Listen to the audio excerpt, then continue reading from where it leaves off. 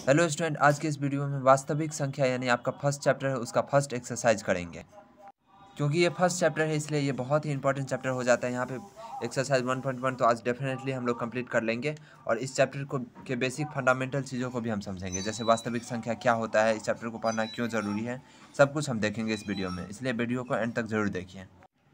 सबसे पहले मैं आपको बताता हूँ कि वास्तविक संख्या होता क्या है, क्योंकि चैप्टर का नाम ही यही है। तो वास्तविक संख्या यानी ऐसी संख्या जो परिमेय तथा अपरिमेय संख्या दोनों है, यानी परिमेय और अपरिमेय संख्याओं के समूह को वास्तविक संख्या कहते हैं। अगर आपका मैथ का बेसिक उतना अच्छा नहीं है तो आप नहीं इसको समझेंगे अच्छे से, तो आपको समझाता हूँ परिमेय संख्या क्या होता है और अपरिमेय क्या होता है। क्योंकि ये क्या है, वास्तविक संख्या यानी रियल नंबर। मैं अपना हैंडराइटिंग को किसी भी तरह से आपको समझाने के लिए बता रहा हूँ बस। तो वास्तविक संख्या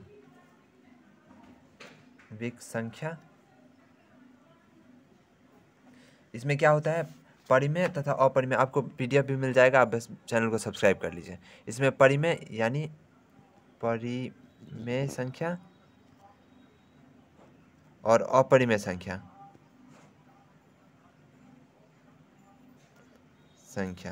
दोनों रहता है, यानी इस दोनों का जो ग्रुप है उसको क्या बोलते हैं, वास्तविक संख्या। अब आप समझिए जो परिमेय संख्या होता क्या है, क्योंकि परिमेय और अपरिमेय भी मैं आपको बता दूंगा। तो परिमेय संख्या क्या होता है, परिमेय संख्या इसमें क्या होता है, तो ऐसी संख्या जिसको हम p/q के रूप में लिख सकते हैं, p/q। यहाँ पे आप चाहें तो परिमेय संख्या का डेफिनेशन लिखा हुआ, आप इसको स्क्रीनशॉट मार के बाद में घर पे लिख सकते हैं। तो परिमेय संख्या तो यानी रेशनल नंबर वैसी संख्याएं जिसे p/q के रूप में लिखा जा सकता है, जहाँ p और q दो पूर्णांक है। पूर्णांक आप समझते हैं, धनात्मक संख्या, ऋणात्मक संख्या तथा शून्य के समूह को पूर्णांक कहते हैं। फिर से आप सुन लीजिए, मन है तो पॉज करके लिख लीजिए। धनात्मक संख्या यानी पॉजिटिव नंबर 1 2 3 4 5 6 से लेकर इन्फिनाइट तक। निगेटिव संख्या यानी -1 -2 से इन्फिनाइट तक और 0, इस सब के ग्रुप को बोलते हैं पूर्णांक। तो यहाँ पे फिर से चलिए, वैसी संख्याएं जिसे p/q के फॉर्म में लिख सकते हैं, यानी p/q के रूप में लिख सकते हैं, जहाँ p और q दो पूर्णांक हो। पूर्णांक आप समझ गए होंगे, और q नॉट इक्वल टू 0, और जहाँ q 0 के बराबर ना हो, तो वैसी संख्या परिमेय संख्या कहलाती है। तो संख्या दोनों रहता है, यानी इस दोनों का जो ग्रुप है उसको क्या बोलते हैं, वास्तविक संख्या। अब आप टू ये सब तो इजीली आपको दिख रहा है p/q, लेकिन यहाँ पे ध्यान देने वाली बात है कि q 0 के इक्वल नहीं होना चाहिए, q नॉट इक्वल टू 0। यानी अगर हम 6/0 लिखते हैं तो ये 6/0 जो है परिमेय संख्या नहीं है। तो जैसे ही परिमेय संख्या नहीं है तो ये वास्तविक संख्या भी नहीं है, क्योंकि वास्तविक संख्या में परिमेय संख्या तो आता ही है। तो फिर आप एक एग्जाम्पल लीजिए 4। अब आपको लगेगा 4 परिमेय संख्या है या नहीं, तो ये है परिमेय संख्या। क्यों, क्योंकि इसको भी p/q के फॉर्म में लिख सकते हैं, क्योंकि कुछ नहीं है तो यहाँ हम 1 लगा ही सकते हैं। तो ये क्या p/q आ गया, q 0 नहीं है तो ये क्या हो गया, परिमेय है। इस तरह से जो परिमेय है वो ऑटोमेटिक अपरिमेय हो जाएगा। जो लड़का है वो तो मेल है ही। अब इसको इस तरह से समझ सकते हैं। इस तरह से उम्मीद है आप परिमेय संख्या समझ गए होंगे। तो परिमेय संख्या ऐसा होता है जिसको p/q के फॉर्म में लिख सकते हैं, जहाँ q 0 नहीं होना चाहिए। इसके अलावा अपरिमेय संख्या की डेफिनेशन आप इसको भी स्क्रीनशॉट ले सकते हैं। तो वैसी संख्याएं जो परिमेय संख्या नहीं है वह अपरिमेय संख्या कहलाती हैं, यानी वैसी संख्या जिसे p/q के रूप में नहीं लिखा जा सकता है, जहाँ p और q दो पूर्णांक है, को अपरिमेय संख्या कहते हैं। सिंपल है, आपको इतना ही याद रखना है कि ऐसी संख्या जो परिमेय संख्या नहीं है वो अपरिमेय संख्या हो जाएगी। तो अब समझते हैं, अपरिमेय संख्या जिसको p/q के रूप में नहीं लिख सकते हैं, सिंपल। परिमेय संख्या को p/q के फॉर्म में लिख सकते हैं, तो अपरिमेय संख्या और लग गया, यानी इसका अपोजिट। तो जो परिमेय नहीं है वो अपरिमेय है। तो अपरिमेय संख्या क्या हो सकता है, देखिए इसको ऐसे। मान लीजिए अगर हम लिखते हैं √3, तो ये क्या है, अपरिमेय संख्या। √7, इस तरह का जो भी नंबर होता है अपरिमेय संख्या होता है। तो आप ये दिमाग में ये अवधारणा मत बना लीजिए कि जैसे ही रूट रहेगा हम अपरिमेय बोल देंगे, नहीं। अगर मान लीजिए यहाँ पे लिखा रहेगा √16, तो इसको हम परिमेय बोलेंगे। क्यों, क्योंकि ये 4 का स्क्वायर है, तो इसको रूट को हटाएंगे तो 4 हो जाएगा। देखिए स्क्वायर आप समझते होंगे, जैसे 4 × 4 रहेगा ना, तो हम इसको बोल सकते हैं 4 का स्क्वायर। मैं मान के चल रहा हूँ कि आपको मैथ में कुछ भी नहीं आता है, तो इस तरह से आपको मैं बेसिक से लेके एकदम 0 से हीरो बनाने का तैयारी में लगा हूँ। तो यहाँ 4 का स्क्वायर को हम इस 4 × 4 को 4 का स्क्वायर लिख सकते हैं, तो ये क्या हो जाता है हमारा 16। लेकिन अगर हम इस 16 को दिखाना हो जाए किसका स्क्वायर है, तो इसको हम रूट में डाल सकते हैं। तो √16 मतलब है हमसे पूछ रहा है कि किसका स्क्वायर है, तो ये 4 का है। तो इस तरह से √16 को हम क्या बोल सकते हैं, √16 ये परिमेय संख्या है, परिमेय। रूट लगा हुआ है इसके बावजूद परिमेय है, क्योंकि ये इनडायरेक्टली क्या है, 4 के बराबर है, इसलिए ये परिमेय हो जाएगा। तो रूट देख के आंख बंद करके आपको परिमेय या अपरिमेय रूट देख के आपको आंख बंद करके अपरिमेय नहीं बोल देना है, क्योंकि अपरिमेय संख्या अगर उसका वर्गमूल निकल रहा है तो वो परिमेय हो जाएगा, क्योंकि 4 के नीचे तो 1 लगा ही सकते हैं, तो ये क्या हो जाएगा, परिमेय। जैसे ही परिमेय है वैसे वास्तविक संख्या हो जाएगा। तो इस तरह से आप समझ लीजिए, वास्तविक संख्या यानी परिमेय और अपरिमेय दोनों संख्या का समूह को वास्तविक संख्या बोलते हैं, और वास्तविक संख्या में परिमेय संख्या क्या होता है आप समझ लिए, अपरिमेय क्या होता है। इस तरह से आप मान लीजिए -6 है तो ये भी हो जाएगा वास्तविक संख्या परिमेय संख्या दोनों, क्योंकि यहाँ 1 लगा सकते हैं। इस तरह से पॉजिटिव संख्या निगेटिव संख्या सब के सब वास्तविक संख्या में आ जाएगा। वास्तविक संख्या एक बहुत बड़ा फैमिली होता है नंबर का, इसमें बहुत लगभग ऑलमोस्ट सारे नंबर आ जाते हैं वास्तविक संख्या में। संख्या धनात्मक संख्या तथा जीरो के समूह को पूर्णांक कहते हैं। अब यूक्लिड वाला सब आगे पढ़ाऊंगा मैं, का मतलब तो आप समझ ही गए हैं। इसके अलावा भी और भी बहुत कुछ है जो आपको जानना है क्वेश्चन बनाने से पहले, लेकिन हम चलते हैं क्वेश्चन पे, उसके बाद उसी दौरान मैं आपको बताता चलूँगा। तो चलिए आगे चलते हैं। इसमें आपको यूक्लिड एल्गोरिदम भी पढ़ना है, काफ़ी कुछ जानना है आपको इस चैप्टर में। यूक्लिड विभाजन परिमेयता जिसको हम हिंदी में बोलते हैं, यूक्लिड के बारे में भी जान लीजिए, थोड़ा सा सब बता दूंगा। आप चलिए आगे चलते हैं हम लोग कहाँ पे, तो क्वेश्चन पे। यहाँ देखिए, तो यहाँ पे 1.1 बोलता है निम्नलिखित संख्याओं का HCF ज्ञात करने के लिए यूक्लिड विभाजन एल्गोरिदम का प्रयोग कीजिए। तो सबसे पहले आप समझिए जो HCF क्या होता है। बचपन से आप LCM HCF जानते होंगे, लेकिन समझते नहीं होंगे कि HCF का यूज क्या है, क्यों हम HCF को आखिर मैथमेटिक्स में पढ़ रहे हैं। Highest common factor, highest common factor. अब इससे पहले समझिए फैक्टर क्या होता है। फैक्टर पहले फैक्टर समझेंगे तभी तो HCF हम समझेंगे। तो हाईएस्ट कॉमन फैक्टर, मान लीजिए अगर हम 16 लिखते हैं तो इसका फैक्टर क्या हो जाएगा। ये किस किस के टेबल में आता है, तो 2 के टेबल में आता है, 2 के टेबल में आता है, 4 के टेबल में आता है, 1 तो कॉमन है तो 1 तो सब में आता है, 2 4 इस तरह से 16। तो ये 2 1 2 4 16 ये सब के टेबल में 16 आता है। मतलब क्या 16 का ये सब क्या है, फैक्टर। क्योंकि HCF है तो हाईएस्ट कॉमन फैक्टर। तो HCF हम जब भी निकालते हैं तो 2 नंबर का निकालते हैं। मान लीजिए ये 16 और 20 2 नंबर हैं, तो इसका HCF अगर हम निकलेगा तो वो हाईएस्ट नंबर होगा, वो हाईएस्ट नंबर होगा जो इसके टेबल में भी आता है वो इसमें भी आता है। यानी अगर इसका LCM जो HCF जो भी होगा वो हाईएस्ट नंबर होगा जो जिसके टेबल में 16 भी आता है और 20 भी आता है। तो HCF यही निकालते हैं। HCF यानी हाईएस्ट कॉमन मीन्स होता है जो दोनों में हो, तो हाईएस्ट नंबर जो दोनों के फैक्टर वाले लिस्ट में हो, इस तरह से हाईएस्ट कॉमन फैक्टर निकालते हैं। ये काफ़ी इंपॉर्टेंट हो जाता है। तो यहाँ पे इसका कई सारे टेक्निक होते हैं इसको निकालने का। कुछ लोग विभाजन विधि द्वारा निकालते हैं, तो कुछ लोग अभाज्य गुणनखंड विधि द्वारा निकालते हैं। इसका कई सारा विधि होता है, लेकिन हम लोग को क्या कौन सा विधि अपनाना है, यूक्लिड विभाजन एल्गोरिदम। तो इसी विधि को मैं आपको बताता हूँ। यहाँ पे आप फर्स्ट क्वेश्चन देखिए, इस विधि द्वारा हमको HCF निकाला है। आइए क्वेश्चन पे आते हैं। तो यहाँ पे चलिए, यहाँ पे फर्स्ट क्वेश्चन क्या है, HCF हमको निकालना है। तो HCF ऑफ 2 नंबर हमको दिया है 135 और सेकेंड नंबर क्या है 225। ये फर्स्ट क्वेश्चन है। आप इस क्वेश्चन को देखिए, आप खुद बना लीजिएगा सारे क्वेश्चन को। इसमें सबसे पहले हमको देखना होता है जो बड़ा नंबर कौन सा है। तो इस दोनों में बड़ा नंबर 135 और 225 में कौन सा बड़ा है। ऑब्वियसली 225 बड़ा है, तो हम लोग 225 ऐसे लिख देते हैं, इक्वल टू, अब बच कौन सा गया 135, तो 135 इंटू और ये। उसके बाद हम लोग को क्या कर लेना है, इसको डिवाइड कर देना है। तो चलिए यहाँ पे रफ पे आते हैं। मान लीजिए ये आपका रफ पेज है, तो यहाँ 135 लगा देंगे हम, और यहाँ कर देंगे 225, और डिवाइड जैसे हम करते हैं वैसे करेंगे, कुछ ना कुछ रिमाइंडर आएगा। तो इसका 135, तो इसको 2 से करेंगे तो कितना हो जाएगा, 35 दूना 70, 270 हो जाएगा। तो ये ज़्यादा हो रहा है तो इसको एक बार में ही लगाएंगे। तो 135 यहाँ पे देखिए, 5 में से 5 गया तो यहाँ पे क्या हो जाएगा 0, इधर 12 हो जाएगा, तो 9 यहाँ लिख सकते हैं हम, एक का एक ये कट जाएगा, फिर 90 बच गया। यहाँ पे देखिए आपको शांत हो जाना है, यहाँ पे पॉइंट वगैरह कुछ नहीं लगाना है, आपको रुक जाना है यहाँ पे। तो यहाँ 1 आया, तो यहाँ देखिए इधर आइए आप तो यहाँ 135 इंटू 1, और रिमाइंडर हमारा कितना बचा था यानी शेष, तो यहाँ पे आइए, इधर आइए, और शेष यहाँ पे 90 है, तो 90 हम यहाँ पे लिख देंगे।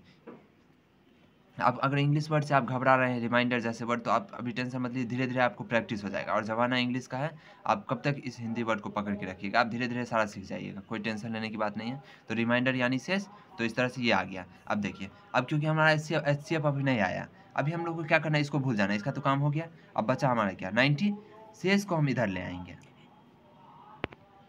सॉरी, यहाँ पे 90 को नहीं लाना है, 135 को लाना है। 90 तो रिमाइंडर था, तो 135 इधर आ जाएगा अब, और उसके बाद 225 गायब हो गया। अब 225 को आप भूल जाइए।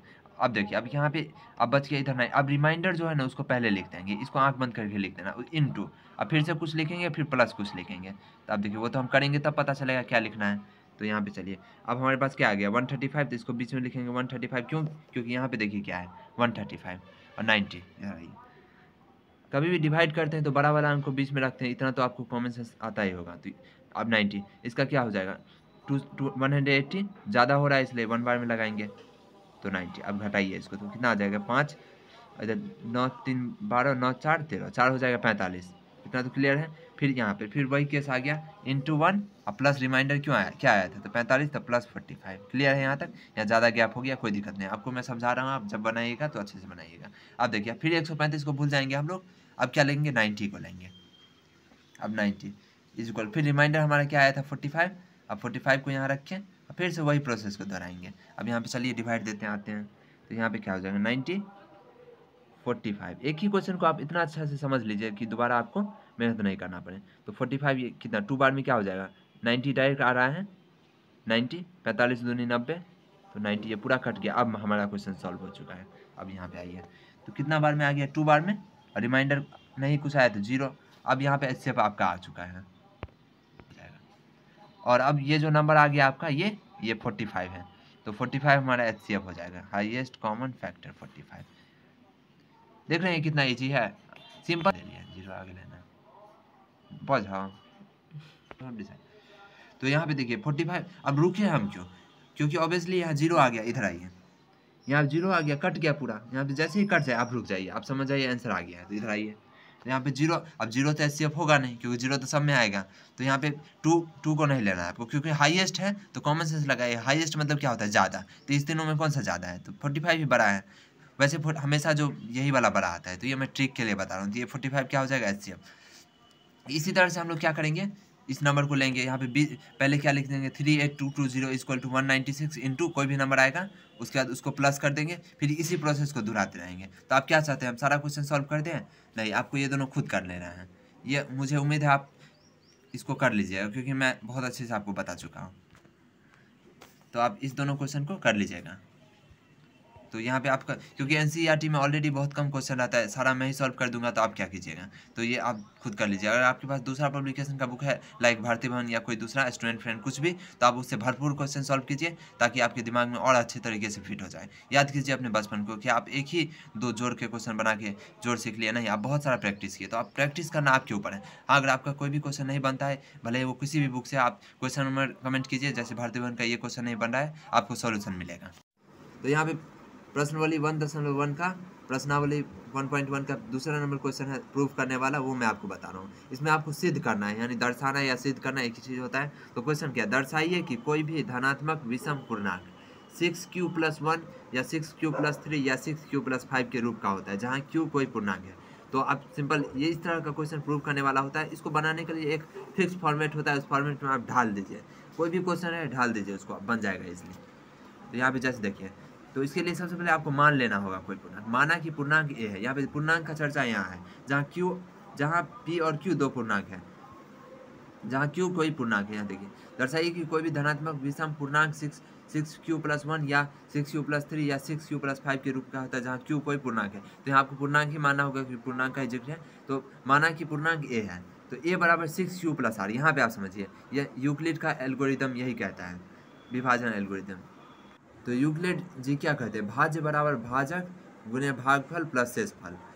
तो यानी अगर कोई डिवाइड है, चलिए यहाँ पे आते हैं, तो ये क्या डिवाइड है, मान लीजिए अगर ये है 12 और यहाँ हम 2 लेते हैं, 2 6 जा 12 कट गया, तो यहाँ पे इस दोनों का जो मल्टीप्लिकेशन होगा, अगर रिमाइंडर किसी केस में आता है, मान लीजिए हम 13 यहाँ पे लेते हैं, तो 2 6 जा 12 और 1, तो इस दोनों को गुना करेंगे, यानी 2 और 6 को गुना करेंगे और प्लस 1 जोड़ेंगे, तो हमारा ये आ जाएगा, भाज्य आ जाएगा। इसको क्या बोलते हैं, भाज्य।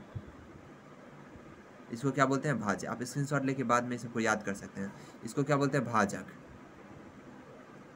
और इसको क्या बोलते हैं, भागफल,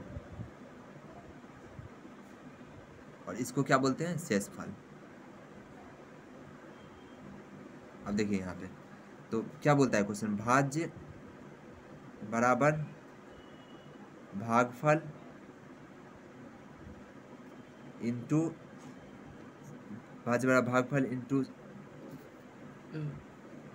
भागफल इंटू भाजक। अब भाजक इंटू भागफल भी लिख सकते हैं किसी भी तरह से, क्योंकि 2 6 जाए या 6 2 जाए एक ही होता है, जोड़ शेषफल।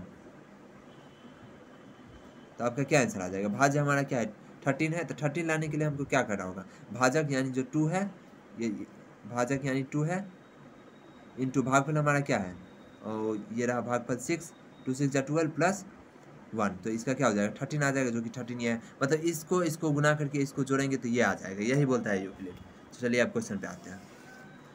तो ये आप याद भी कर सकते हैं, आपकी बुक में बहुत जगह होगा फॉर्मूला, तो याद है ए बराबर, क्योंकि ए पूर्णांक हम मान लिए हैं 6q प्लस आर रहेगा, क्योंकि रिमाइंडर तो आर तो प्लस ही होगा, और 6q क्योंकि यहाँ 6 दे ही चुका है 6q। तो इस तरह से आप लिखते, जहाँ r इक्वल टू 0 1 2 3 4 और 5, ये भी क्वेश्चन में दिया हुआ है। विषम पूर्णांक 6q + 1 या 6q + 3 या 6q + 5 है, तो क्योंकि +1 दे रहा है, +3 दे रहा है, +5, प्लस वाला क्या है रिमाइंडर ही है, इसलिए हम r को क्या माने 1 2 3 4 5, क्योंकि क्वेश्चन में जितना दिया उससे ज़्यादा लेते हैं ताकि प्रूव करना आसान हो। चूँकि ए कोई विषम पूर्णांक है, क्योंकि ए जो है कोई विषम पूर्णांक है, तो इसलिए r सिर्फ 1 3 5 ही हो सकता है, क्योंकि क्वेश्चन में स्पष्ट बोल दिया है। देखिए किसी भी धनात्मक विषम पूर्णांक, विषम तो विषम संख्या तो आपको पता ही होगा 1 3 5 7 ये सब होता है, तो क्योंकि ए कोई विषम पूर्णांक है, इसलिए r सिर्फ 1 3 5 हो सकता है। तो बाकी का छट गया, ये 0 2 ये सब हट गया, बस r क्या हो सकता है 1 3 5 7 ही हो सकता है। अब हम एक एक करके क्वेश्चन में फिट करेंगे। जब r 1 होगा तब क्या होगा, a = 6q + 1, तो जब r 3 होगा, क्योंकि r 1 है यहाँ पे, जब r 3 हम रखेंगे तब a क्या हो जाएगा, a बराबर 6q + 3, क्योंकि r प्लस के बाद ही लगाते हैं। जब r 5 हो तो a बराबर क्या हो जाएगा 6q + 5, तो इस प्रकार हम कह सकते हैं कि कोई भी विषम पूर्णांक 6q + 1 6q + 3 और 6q + 5 के रूप में होता है। ये काफ़ी हद तक थ्योरेटिकल होता है, आप इसके स्ट्रक्चर को 2-3 बार देख लीजिएगा, आपको याद ही हो जाएगा। इस तरह से आप कोई भी क्वेश्चन बना सकते हैं। यहाँ पे आप भारतीय वन का एक क्वेश्चन दिया हुआ है, इसको भी आप देख लीजिए तो काफ़ी सही रहेगा आपके लिए। इस तरह का क्वेश्चन आप एग्जाम में बनाइएगा तो बस आपके स्टेटमेंट पे भी मार्क्स मिलता है, क्योंकि प्रूव करना मतलब क्या, आप अदालत में कोई चीज़ प्रूव होता है तो क्या होता है, पूरा बकवास होता है, आप 1-1.5 घंटा तक डिस्कस करता है वकील लोग, बाद में प्रूव होता है कोई बात। तो प्रूव करना मतलब डिस्कस करना, क्योंकि हमको पता ही ये चीज़ होता है, बस इसको प्रूव करना है, इसलिए अलग अलग तरीके से हम इसको बताते हैं। यहाँ पे आप देख सकते हैं सेम जैसे मैंने आपको बताया, यहाँ पे भी वही चीज़ है। तो इस तरह से आप इसका स्ट्रक्चर जो होता है, पहले हम ए को मानेंगे, फिर उसको लगाएंगे, फिर इस फॉर्मेट में लिखेंगे। ये फॉर्मेट आपको याद कर लेना होगा या समझ लेना होगा। प्रूव करने वाला है तो आपको थोड़ा ध्यान देना होगा इस पर। यहाँ पे 1.1 हमने स्टार्ट किया, यहाँ पे आपको HCF बता दिया HCF कैसे बनता है, और यहाँ पे ये वाला क्वेश्चन भी मैंने ऑलरेडी बता दिया। अगर आपको कुछ पता भी होगा इन सब में से तो भी आपको काफ़ी कुछ नया सीखने को मिला होगा। बारीक बातें जो होती है मैथमेटिक्स में, उस पर आपको ध्यान देना बहुत जरूरी है। अब देखिए 3 नंबर क्वेश्चन क्या बोल रहा है, किसी परेड में 616 सदस्य वाली एक सेना यानी आर्मी की टुकड़ी को 32 सदस्य वाले एक आर्मी बैंड के पीछे मार्च करना है। अब देखिए क्या है, एक परेड है जिसमें टोटल कितना है 616 सदस्य वाली सेना या आर्मी की टुकड़ी है। तो परेड में कितना आर्मी की टुकड़ी है, तो 616 सदस्य वाले आर्मी की एक टुकड़ी है। टुकड़ी एक होता है जिसमें बहुत सारा आर्मी होता है, को 32 सदस्य वाले आर्मी के एक बैंड के पीछे मार्च करना है। तो 32 सदस्य वाला जो एक आर्मी का बैंड है उसके पीछे कौन रहेगा, तो 616 सदस्य वाले जो आर्मी की टुकड़ी है वो। दोनों समूहों को समान संख्या वाले स्तंभ में मार्च करना है। दोनों जो ग्रुप है उसको क्या करना है, समान संख्या वाले स्तंभ में मार्च करना है। यानी स्तंभ जो होता है, कोई भी स्तंभ कैसे आपको समझाऊं मैं, स्तंभ यानी कोई भी चीज़ जो गड़ा होता है पोल की तरह, उसको स्तंभ बोलते हैं। दोनों समूह को समान संख्या वाले स्तंभ के बीच मार्च करना है। उन स्तंभों की अधिकतम संख्या क्या होगी जिनमें वे मार्च कर सकते हैं। तो आपको बस यहाँ पे कीवर्ड देख लीजिए, आपको क्वेश्चन में उलझाएगा। जैसे अधिकतम दे दिया और दोनों समूह, दोनों का मतलब क्या होता है कॉमन, और अधिकतम मतलब हाईएस्ट, बस सिंपल। कॉमन यानी दोनों, जो मैंने आपको शुरुआत में बताया, दोनों है, यहाँ अधिकतम है। जैसे अधिकतम है दोनों समूह है, यहाँ समूह भी दे दिया है, तो अब सिंपल इसका आंसर HCF से ही आएगा। यहाँ एक नंबर क्या है 616 और दूसरा नंबर क्या है 32। हमको पता है HCF निकालने के लिए कोई 2 नंबर चाहिए, आपको मैंने बता दिया HCF कैसे निकलता है। तो 2 नंबर यूक्लिड वाला विधि से, आप उसी विधि से निकाल लीजिएगा। तो 2 नंबर हमको मिल गया, और ये भी पता चल गया कि HCF से आंसर आता है। तो बस इजली आप ला दीजिएगा, इसका आंसर बनेगा कि नहीं आपसे, आप इजली बना दीजिएगा। सदस्यों की संख्या, यही क्वेश्चन पूछ रहा है, इक्वल टू HCF इतना दो, इस दोनों नंबर का HCF हो जाएगा। यहाँ देखिए, यहाँ पे सिंपल HCF 616 × 32 × 19 + 8, तो 616 है क्योंकि बड़ा वाला को हम पहले लिखे, फिर 32 को 19 से करेंगे, फिर 8 शेष बचेगा। फिर हम इस बार क्या करेंगे, 32 को इधर ले आएंगे, 616 को भूल जाएंगे। तो 32 यहाँ पे, फिर यहाँ पे 8 4 जा 32, क्योंकि रिमाइंडर को हम यहाँ लाते हैं, मैंने आपको सिखा दिया है। तो 8 + 4 8 4 जा 32, यहाँ 0 जैसे आ गया, खत्म काम। स्तंभों की अधिकतम संख्या 8, यानी HCF जो 8 है वही हो जाएगा स्तंभों की अधिकतम संख्या। तो उम्मीद है आप इसको सीख गए होंगे। अब चलिए 4 नंबर क्वेश्चन है। ये 4 नंबर क्वेश्चन अगर आपके हाथ में बुक है तो ये क्वेश्चन ही इतना बड़ा है कि बच्चा देख के डर जाता है, लेकिन कुछ नहीं, ये संकेत दे दिया इसलिए थोड़ा सा बड़ा लग रहा है। क्वेश्चन कुछ नहीं है, देखिए यूक्लिड विभाजन प्रमेयता का प्रयोग करके, तो यूक्लिड वाला प्रमेयता क्या है, तो भाज्य बराबर भागफल इंटू भाजक जोड़ शेष पर, वही वाला जो फॉर्मूला है उसी को आपको उपयोग करना है यहाँ पे। तो इसी का उपयोग करते हुए दर्शाइए कि धनात्मक पूर्णांक का वर्ग, जो धनात्मक पूर्णांक होता है उसका स्क्वायर जो होगा किसी पूर्णांक m के लिए, m मान लीजिए कोई धनात्मक पूर्णांक है तो उसका स्क्वायर जो होगा 3m या 3m+1 के रूप का होगा। इसी को आपको प्रूव करना है। तो ये प्रूव करने वाला क्वेश्चन है, मैंने पहले ही आपको बताया, इसमें एक ही फॉर्मेट होता है, उसमें ढालना होता है आपको। तो यहाँ पे चलिए आपको दिखाता हूँ इसका सॉल्यूशन। तो इसका सॉल्यूशन आप कुछ इस तरह से बनाइएगा। पहले मान लीजिएगा यहाँ पे, फिर वही चीज़ है, 4th नंबर क्वेश्चन ही है ना ये यूक्लिड, हाँ ये 4th नंबर क्वेश्चन ही है। तो यहाँ पे फिर से क्वेश्चन यहाँ पे लिखा ही हुआ है, तो सॉल्यूशन इसका मान लेंगे पूर्णांक a को, फिर वही फार्मूला है 3q + r वाला, वहीं पे फिर से पहले केस में हम एक r की जगह 1 मानेंगे, फिर r की जगह से पहले r के 0 को मान लेंगे, यानी रिमाइंडर 0 मानेंगे, फिर रिमाइंडर 1 मानेंगे, फिर रिमाइंडर लास्ट में 2 मानेंगे, और यहाँ पे m डाल देंगे, जहाँ कि यहाँ पे एक ऐसा सिचुएशन आएगा जहाँ पे m डाल के हम इसको प्रूव करना मेरे लिए इजी हो जाएगा, तो वहाँ पे m मान लेंगे उसको। फिर उसके बाद यहाँ पे उसी में ढाल देंगे, फिर m बराबर 3q+, आप सॉल्व कीजिएगा तो बन जाएगा। इसलिए टाइम बहुत कम है, इसलिए मैं उतना डिटेल में नहीं बता रहा हूँ। वैसे इस तरह का प्रूव करने वाला क्वेश्चन काफ़ी बोरिंग होता है, ये आप भी समझते होंगे। तो इस तरह से आप इसको कर लीजिए। अगर कोई दिक्कत होता है तो आप कमेंट कीजिए। 5th नंबर क्वेश्चन भी बिल्कुल सेम है, उसमें भी इस तरह से मानना रहता है आपको। 5th नंबर देखिए, यूक्लिड विभाजन प्रमेयता का प्रयोग करके दर्शाइए कि धनात्मक पूर्णांक का घन 9m+1 या 9m+8 का रूप का होता है, यानी यहाँ क्यूब का बात कर रहा है। सेम क्वेश्चन है, आपको इसका सॉल्यूशन मिल ही जाएगा, आपके सर भी करवाए होंगे, तो आप उसको थोड़ा सा इसको याद ही कर लीजिएगा तो अच्छा रहेगा, क्योंकि इसका एक ही स्ट्रक्चर होता है, एग्जाम में भी आता है ना, तो यही क्वेश्चन आता है, चेंज भी नहीं करता है क्वेश्चन, क्योंकि उसको भी पता है ये बच्चा काफ़ी बोरिंग चीज़ होता है, और ये समझ रहे होंगे आप इस बात को। तो आप इसका थोड़ा सा स्ट्रक्चर जो होता है उसको अपने दिमाग में फिट कर लीजिए। मैं आपको यही सुझाव दूंगा कि ये काफ़ी कोई बड़ी बात नहीं होती इस तरह का क्वेश्चन। वीडियो लंबा हो जाने की वजह से लास्ट के क्वेश्चन को मैं ज़रूरत से ज़्यादा ही फास्ट कर दिया, तो इसके लिए आपको टेंशन नहीं लेना है। आप उसका सॉल्यूशन किसी दूसरे वीडियो में भी देख सकते हैं। चैनल को ज़रूर सब्सक्राइब कीजिए, ताकि इस चैनल को सब्सक्राइब कीजिए, आपको जब जो मदद चाहिए होगा आपको मिलेगा इस चैनल से।